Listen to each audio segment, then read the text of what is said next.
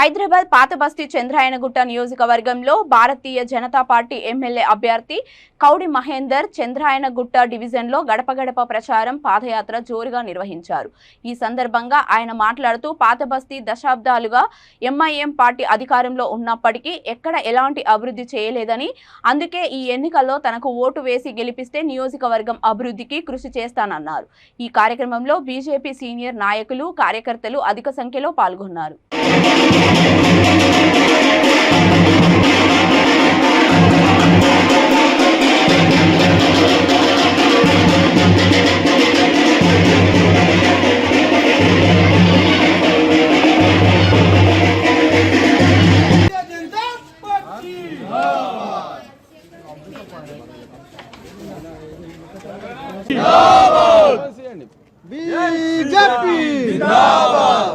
Nomination 10వ తారీఖు నుంచి ఈ కార్యకర్తలందరూ కూడా కష్టపడి ఈ గడ్డ మీద ఎన్నో కష్టాలు పడి ఈ ఎంఐఎం గుండాలను రక్షించుకోవడానికి, ఎంఐఎం గుండాలను తరిమి కొట్టడానికి భారతీయ జనతా పార్టీ కార్యకర్తలు సైనికులుగా పనిచేస్తున్నారు.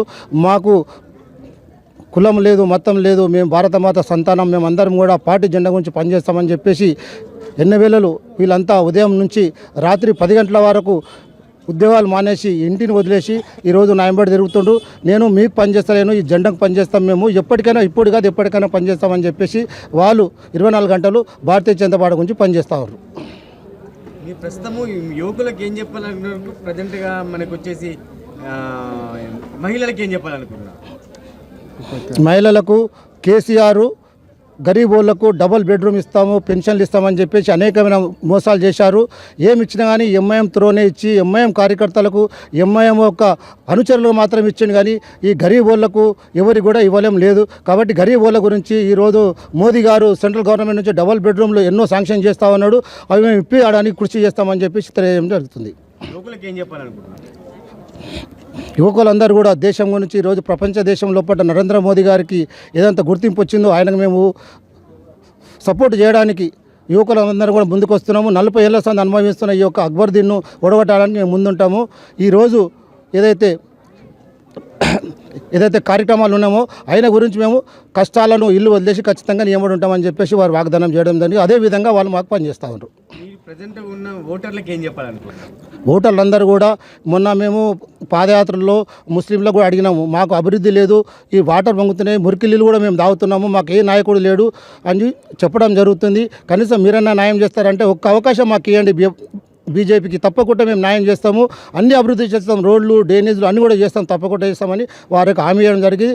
మీరు చేస్తా అంటే మీకు ఓటు మేము తప్పకుండా వేస్తామని చెప్పేసి మైనారిటీ సోదరులు కూడా చెప్పడం జరిగింది. ప్రజెంట్గా ఉన్న యువకులు వీళ్ళందరూ సపోర్ట్ చేస్తున్నారా, లేకపోతే ప్రతి ఒక్కరు ఇప్పుడు మనకి కాంగ్రెస్ కానీ ఇట్లా డివైడ్ చేస్తున్నారు కదా, అలాంటి వాళ్ళకి మీరు ఏం చెప్పాలనుకుంటున్నారు? ఈరోజు అన్ని పార్టీలు కూడా డివైడ్ చేసి ఎంఐఎం తొత్తులుగా మారిపోయినాయి. మేము వీళ్ళకి ఓట్లు వేయదలుచుకోలేదు. 50 ఏళ్ళ పాలన కాంగ్రెస్ చేసింది, మాకేం చేయలేదు. 20 ఏళ్ళ పాలన, 10 ఏళ్ళ పాలన ఈరోజు బీఆర్ఎస్ చేస్తున్నది.